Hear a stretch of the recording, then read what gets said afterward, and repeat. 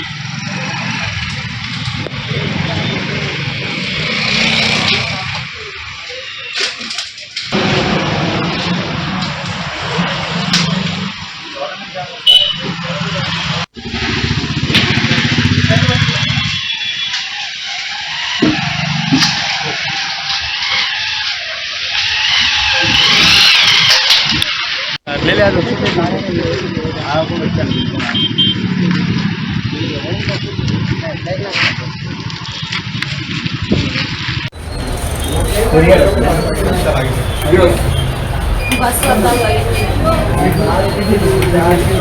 Side మొత్తం అద్దాలు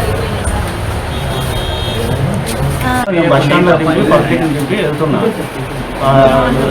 right side నుంచి అక్కడ నుంచి వస్తున్నాడు బండి, లారీ ఎంతనే ఉండా బండి మధ్యలో ముందర తగ్గుతుందని నేను లెఫ్ట్ కట్ చేసి మాకు రైట్ కట్ చేసే లోపల తలిగించేసాను బండి. శంషాబాద్ వైపు నుంచి వస్తుందా లారీ?